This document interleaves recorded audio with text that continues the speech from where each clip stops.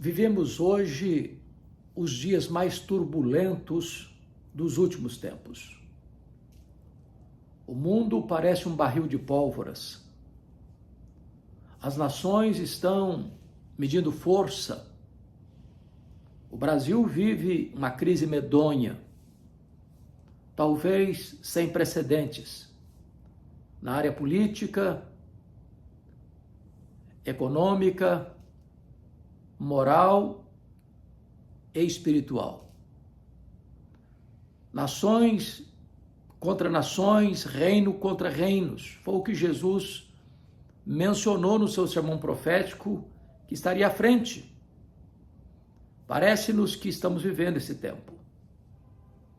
A situação é grave, o mundo anda como que cheio de tensão, de ameaça, de armas nucleares, de bombas atômicas, blocos que se rivalizam na disputa do poder no comando do universo.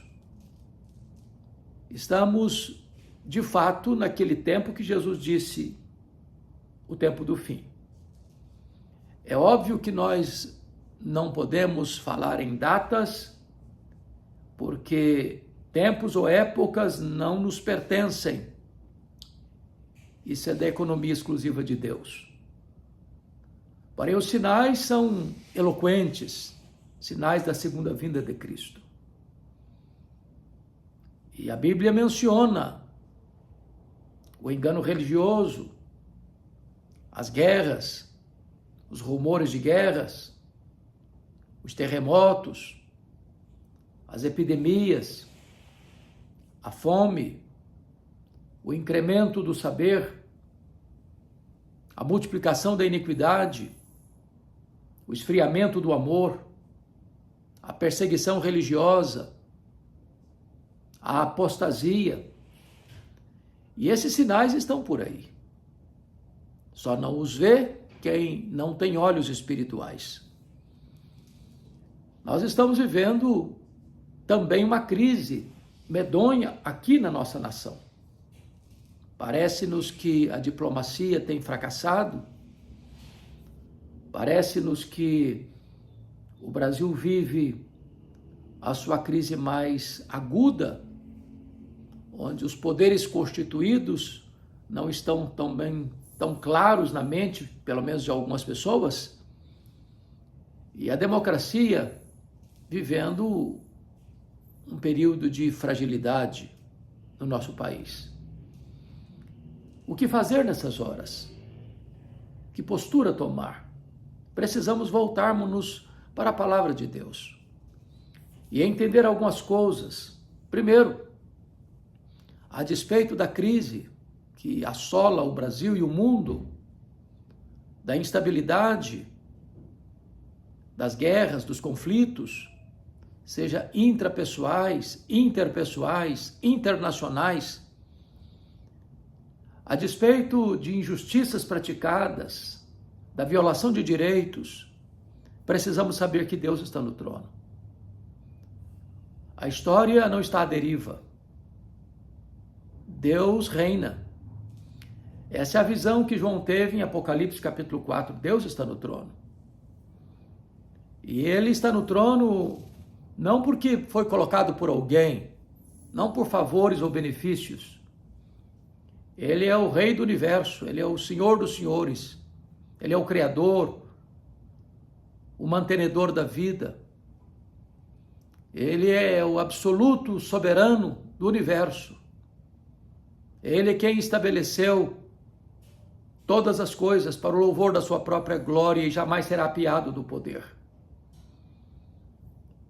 Também vemos em Apocalipse capítulo 5 que o livro da história está nas mãos de Jesus, o Cordeiro que venceu, que foi morto, o leão da tribo de Judá, raiz de Davi. A história não é cíclica, como pensavam os gregos, nem a história é sem sentido, rumo à tragédia, como pensam os existencialistas. A história é teleológica, ela caminha para um telos, para um fim, para a consumação final, onde a vitória já está decidida. E a vitória é da verdade sobre a mentira, é do bem sobre o mal, é da justiça sobre a injustiça, é da luz sobre as trevas, é a vitória de Cristo e da sua igreja sobre o diabo e suas hostes. Jesus Cristo, o Filho de Deus, o Messias prometido, o Alfa e o Ômega, o princípio e o fim, o Rei dos reis, o Senhor dos senhores, o soberano dos reis da terra. É Ele quem dá vida, é Ele quem tira a vida, Ele é quem exalta, Ele é quem humilha. É Ele quem coloca no trono, Ele quem tira do trono. Ele é quem olha para as grandes nações da terra e as considera todas como um pingo que cai de um balde, como um pó numa balança de precisão. Ele é quem olha para os príncipes deste mundo, os poderosos desta terra, e com apenas um sopro os desarraiga, arrancando-os de suas posições de prestígio e poder. É o Senhor Jesus quem controla a história tem suas rédeas nas mãos de Jesus. Mesmo que agora pareça que o mal está prevalecendo, mesmo que você ache que o diabo está ganhando de goleada, mesmo que você pense que aqueles que praticam a injustiça escapam da lei, fazem as leis, torcem as leis, escapam delas, mas jamais escaparão do reto juízo divino. A história da humanidade prova isso. Você olha, por exemplo, para os reinos do passado. Onde está o poderoso Império Egípcio, dos grandes faraós que dominaram o mundo?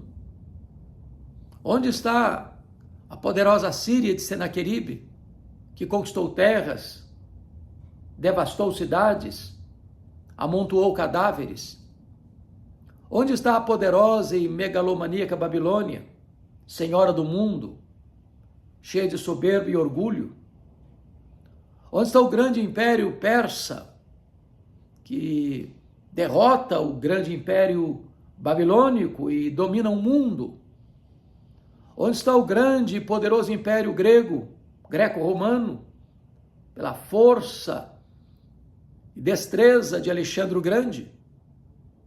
Onde está o poderoso império romano, que dominou o mundo por séculos, colocando de cócoras as nações da terra, subjugando-as com o seu poder, com a sua valentia, com as suas armas, com seus exércitos?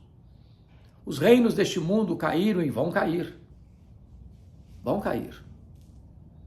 Deus, no seu tempo, há de julgar as nações e colocar todos os seus inimigos debaixo dos seus pés.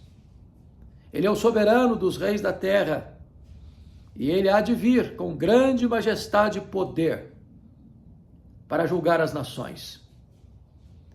E diz a Bíblia que quando ele voltar, na sua majestade e glória, ele vai julgar as nações e colocar os que estiverem à sua esquerda numa condenação eterna. Apartai-vos de mim, malditos, para o fogo eterno, preparado para o diabo e seus anjos.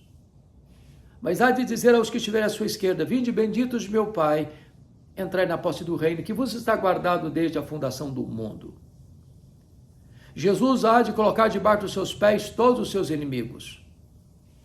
E ele vai lançar no lago do fogo o diabo, o anticristo, o falso profeta. Ele vai lançar no lago do fogo a morte, o inferno e todos aqueles cujos nomes não estão escritos no livro da vida. E ele vai reinar supremo e soberano para sempre e sempre com o seu povo, remido, lavado no seu sangue. Portanto, nós não temos que temer, achando que a nossa vida está nas mãos dos poderosos deste século. Não está. A nossa vida está nas mãos do Rei dos Reis, do Senhor dos Senhores. Ele é quem dirige a história. Os homens que tresloucadamente cometem atrocidades, violência, injustiça, que se entregam a toda sorte de corrupção e maldade e que agora escapam e às vezes condenam inocentes, podem escapar por um tempo e podem escapar das mãos dos homens, podem escapar das leis humanas, mas não escaparão da justiça divina. A Bíblia diz que Deus não inocentará o culpado, que a alma que pecar, essa morrerá. A não ser que o homem se volte para Deus, dos reis aos vassalos, dos poderosos aos fracos, dos doutores aos analfabetos, dos ricos, dos pobres, dos governantes e dos governados. A não ser que se voltem para Deus em arrependimento sincero, não há esperança. O juízo de Deus os apanhará. O homem será apanhado pelas próprias cordas de seu pecado. E aquilo que o homem semear, isso também ele ceifará, diz as Escrituras. Aqueles que pensam que Deus não existe, equivocam-se. Aqueles que acham que Deus está distante e indiferente, erram. Aqueles que creem que Deus é bonachão e que Deus não vai fazer nada, reivindicando a sua glória e aplicando a sua justiça, estão enganados. Aqueles que creem que podem fazer tudo e Deus não está vendo, ou Deus não chamará as ordens, estão profundamente equivocados. Deus é o reto juiz. Não podemos nos escapar dele. Ele sabe tudo a nosso respeito. Ele conhece os nossos pensamentos, as nossas palavras, as nossas obras, as nossas omissões. Esse Deus é inescapável. Não há como fugir dele, nem nas alturas excelsas, nem nas profundezas abissais. Esse Deus é o Todo-Poderoso Deus. Foi Ele quem nos formou de maneira assombrosamente maravilhosa no ventre da nossa mãe, conhecendo a nossa substância quando ainda era uma substância informe, nos tratando não como uma verruga pestilenta, mas como um ser real, porque a vida começa na concepção. Este Deus é o Deus que está no controle do universo, no controle das nações, no controle da nossa vida. Às vezes, para exercer a sua própria disciplina, Deus pode usar uma nação perversa para disciplinar o seu próprio povo. Mas essas nações não ficarão sem a correção divina. Então, é hora de você entender a soberania de Deus. É hora de você compreender que Deus não está longe como pensavam os deístas. Deus não é um ser difuso, confuso, misturado com a criação, como pensam os panteístas. Deus não é inexistente, como pensam os ateístas.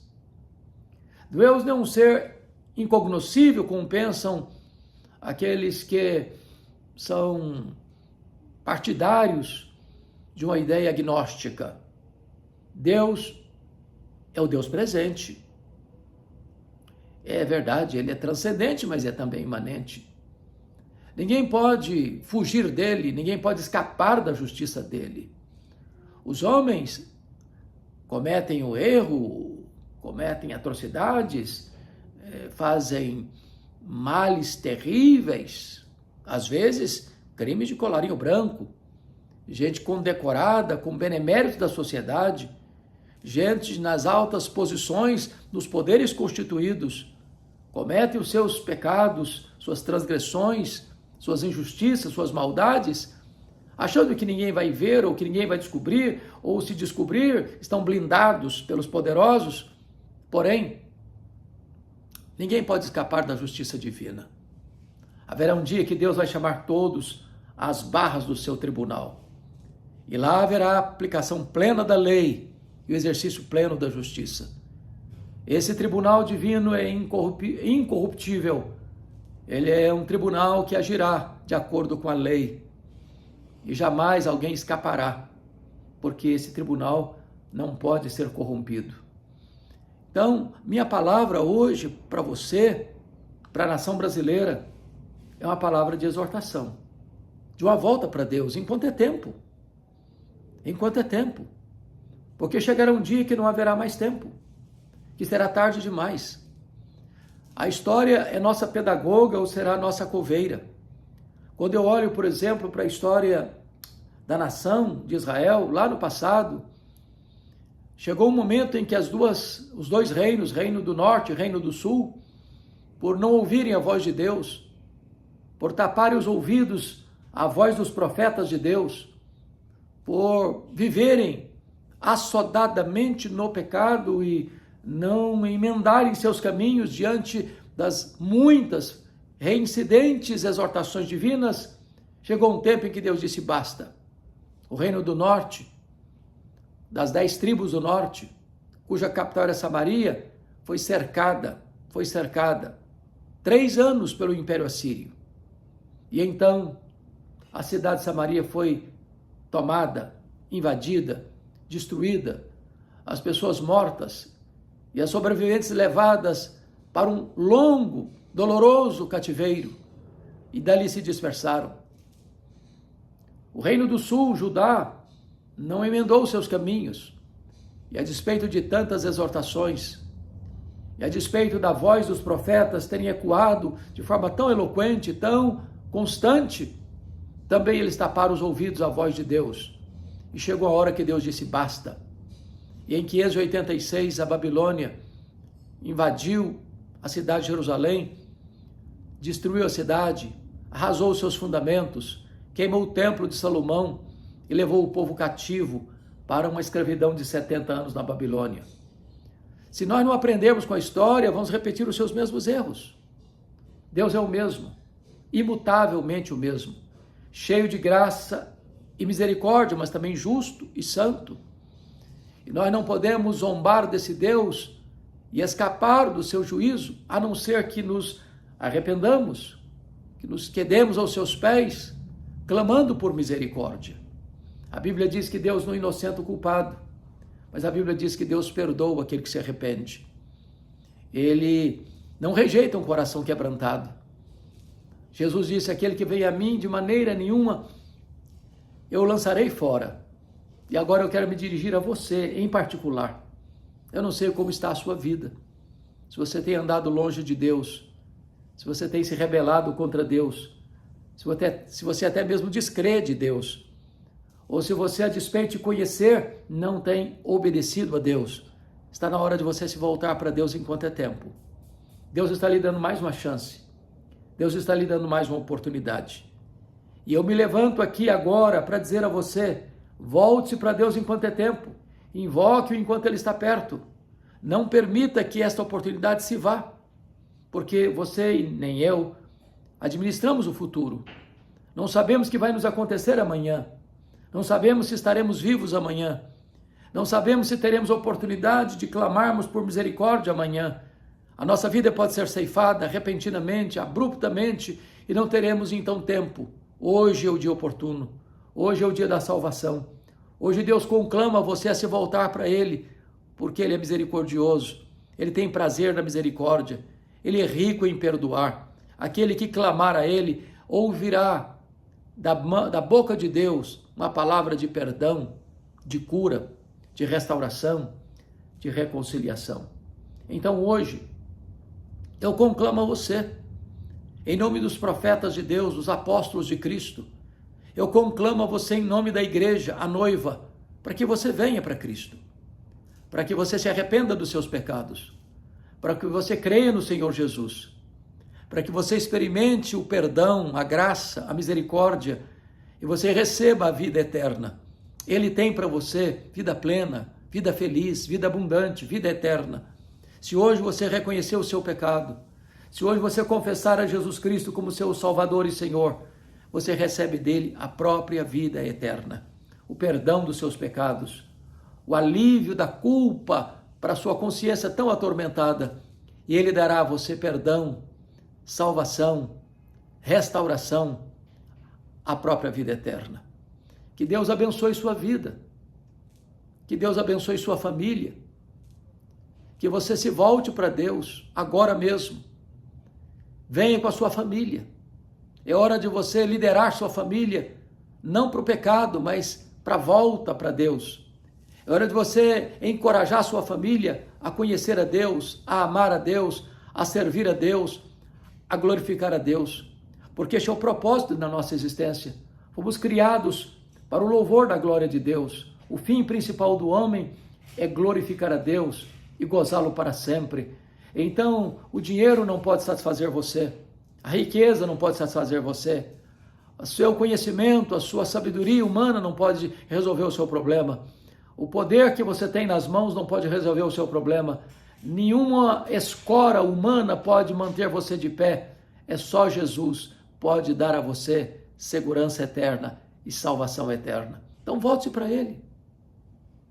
Nada que este mundo possa lhe oferecer vai preencher o vazio do seu coração. Salomão tentou buscar a felicidade, a segurança na bebida, nas festas, na música, nas realizações, na riqueza, no sexo, na fama. O que ele encontrou foi apenas bolha de sabão, névoa, vaidade, sem qualquer conteúdo, sem qualquer consistência. Os tesouros deste mundo podem dar a você conforto, mas não podem dar a você segurança.